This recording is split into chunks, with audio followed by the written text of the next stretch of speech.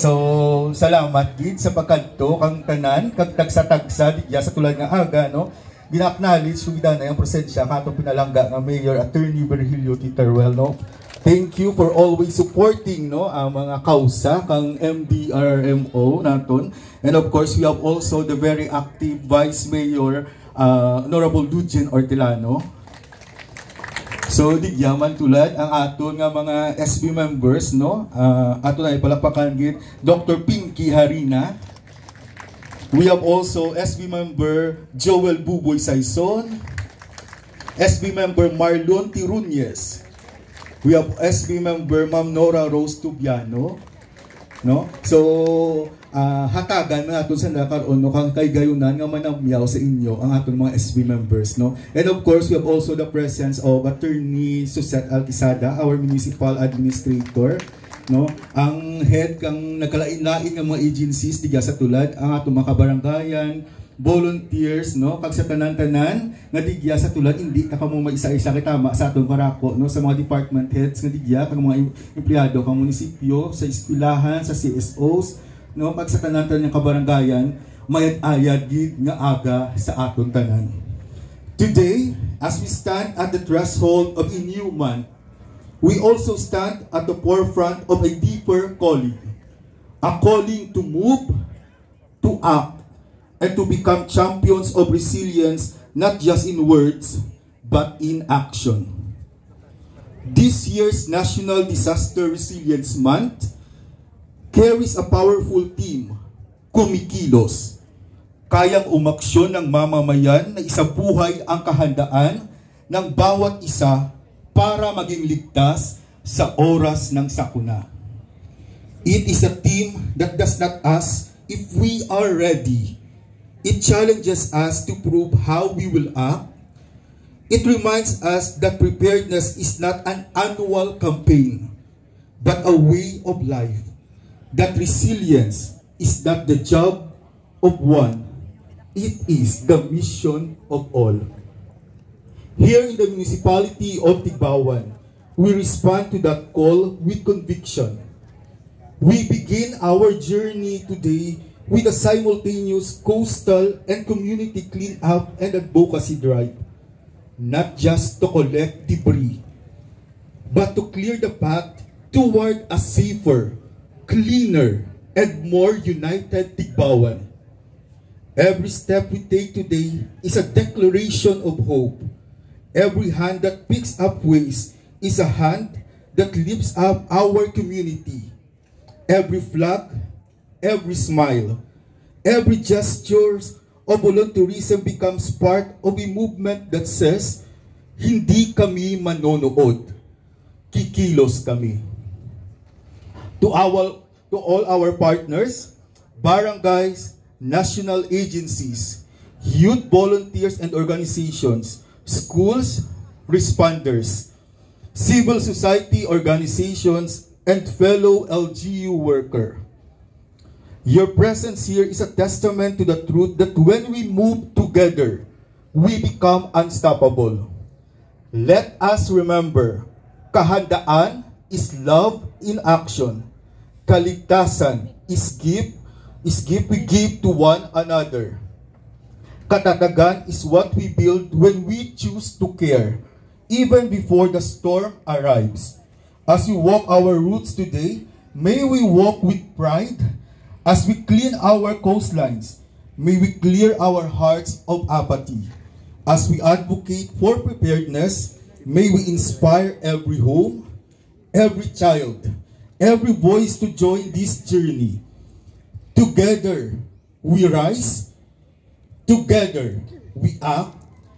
Together, we make one Tigbawan, Tigbaw Mangibabaw. Welcome to the National Disaster Resilience Month 2025. The time to move is now. And the spirit of Kimikilos begins with us. Sa liwat, may ayagin nga aga sa atong tanan. Thank you very much, Sir John, for that warm and inspiring message. And a call to action and a challenge for us to not just be present, but to truly participate. And at this point, we're honored to hear a message of support from one of our pillars in local governance, a public servant whose guidance, presence, and commitment continue to uplift the programs of the LG, especially in promoting preparedness and safety across all barangays. Let us now welcome, of course, our beloved Municipal Vice Mayor, Honorable Lujan T. Ortolano, for his message of support. Let's give him a resounding applause, please.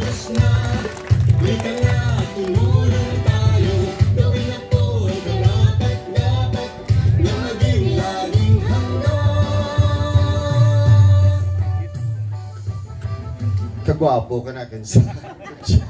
Tapos naka-short lang. Ngayat ka niya, agastanan. Taga-tabayan. Nakapamaw ka mo rin.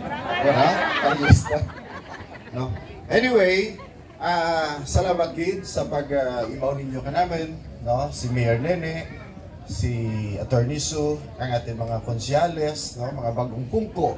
Kapon sa nakadyan nagpungko, alas 12:01 kang June 30. Pakilala ko gid si Doc Pinky, si SD Buboy, si Bang Tubiano, at si Sir Marlon. Tulad nga adlaw or tulad nga bulan, celebrate natin ang ating National Disaster Resilience Month. Kagang atin nga kick-off activity ang udya atin nga coastal clean-up. That is why jagi kami ni Mayor, mga SB members to show our support kay tamagi importante ang among nga activity.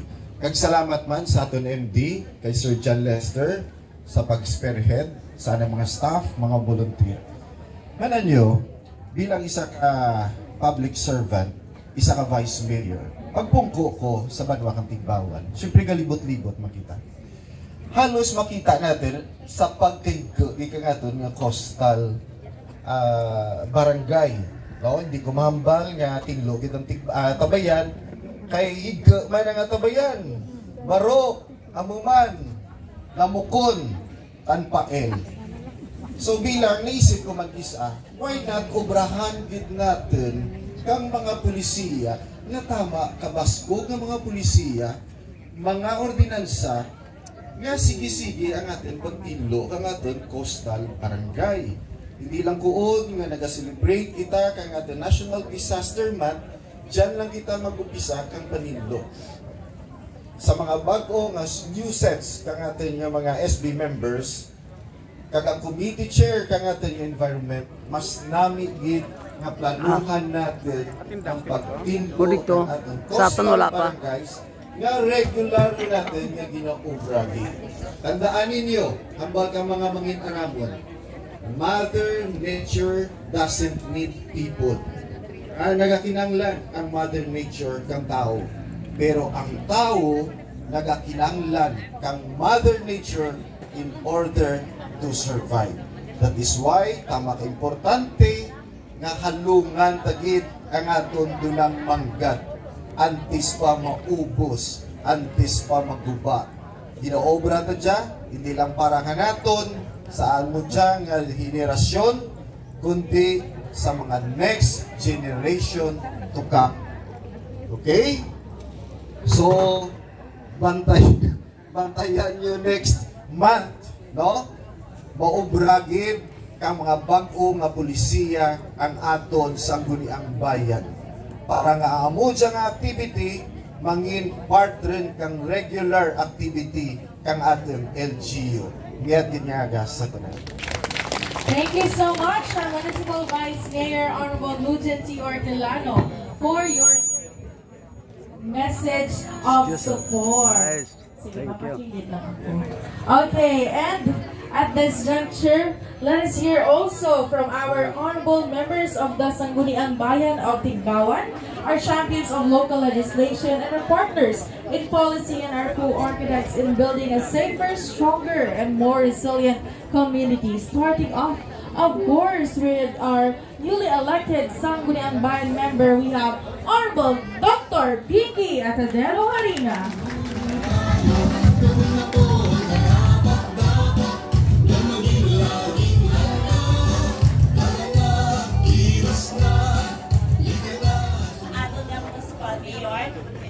Honorable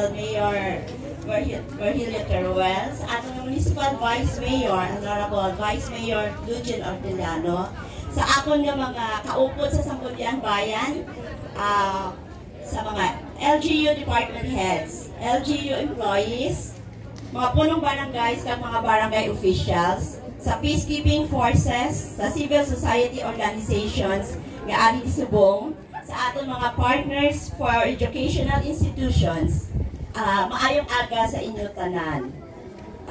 I would like to acknowledge also our MDRRMO personnel and people headed by John Lester Teritiquio.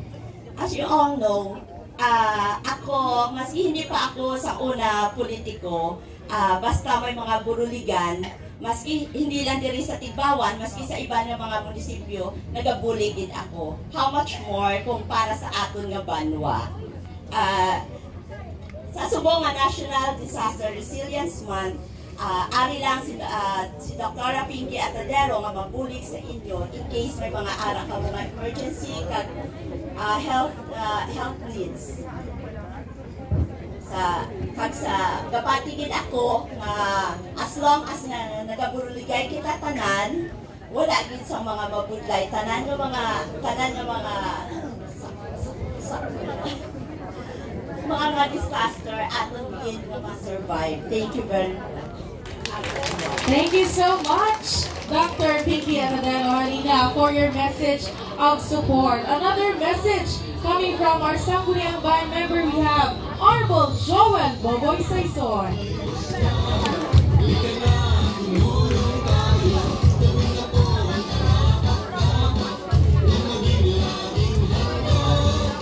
Good morning.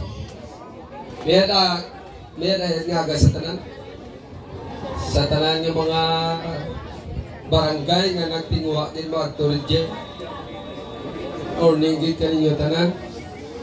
Kasi malipatan ko, manamyawan na ita sa aton mga gwapohon, di dya kagwapahon sa presidential table. Mayor, talapakanta si Mayor, Attorney Virgilio Nini Teruel, ang pinakamapisan nga Mayor sa Premier Distrito. Of course, ang mag-ula na gambal, no? Ano man ninyo, kung ano man kapisan kagwapo ang artista naton nga Vice Mayor, Vice Lucian Orteliano. Sa aton nga Municipal Administrator, Attorney Suset Denibrancia Quisada, nga ura gid permi nag-absent basta sa mga amo nga okasyon. Of course, sa aton newly elected nga imaw sa konsiyo, Doc Arina, Marlon Teruñez, kag si Ma'am Nora Rose Topiano. Sa tanan niya mga barangay kapitan nga nagpakita gid ka nga nga support ka natin di getlag nga aga. Of course, sa mga barangay officials, tanan-tanan ng mga volunteers, salamat gid. Sa ginambal kay Nani Vice, no? Butangan tagid dya resolution or ordinansa nga mangin mapag-uod yang atin nga programa tila. Magsigi-sigi kag may bulan kita, no? Amo diyang bulan nga resilience month nato, i-deklarar natin dyan sa Manwa Katigbawan. Himuan na mo dyan kang ordinansa nga para may sarandigan kita kagramanan nyo sa punta na kara and to provide funds thereof. Mura, kinanglan may pundo. Kaya kung kaguran kita pundo, ora kita tinupamahaw karoon. Sa kay Mayor, kita masarig, no? Amori, 5% manidyaran kita, no? Amori, Sa nadumduman ko, no? Kauna, di kaya kami kistar sa piyak ka pangpang ka dyan, oh? Ang suba ka dyan, pero di ba dyan ka nami? Kung hapon gampang kami just nga. Kaya mo dyan nga kinatanaw natin, nga kinanglan natin, nga coastal, kag mga river banks natin, mga rivers, ma-preserve natin hasta nga ang bagay ka natin mga future generation, no? Mura pinaka nami, ibutangan tagid kang aksyon ang atin mga baybayon kag ang atin nga mga suba para sa pangabuhian man natin para man sa atin nga karaydan kag sa mga disasters, no? Maparayo kita sa mga drug nga disasters. Kaya kung gabara ang atin suba, gaapaw ang atin at tubig kung magbaha. Isa rin ka faktor man. Gani ang basura, isa rin ka problema nga daw kabudlay sulbaron. Pero, rin ang mamata-mata natin kung sa bulig kang tanan-tanan nga naga-partisipar kag voluntaryo nga bisan makakita ka lang kang isa ka plastic may kusang loob ka mapudyuton mo riya, no? Parehas ka mga biskwit mo nga ginakaon kung maglagaw ka rin dyan sa ating esplanade isilot sa bulsa mo kagdaroon mo sa balay mo mauli hindi ka magkuhan nga rakya lang tao yaboy ko lang dyan total madura mga dyan pero plastic na rin hindi riya magtunaw, no? Salamat din sa ating nga MD RRMO at ang nga MD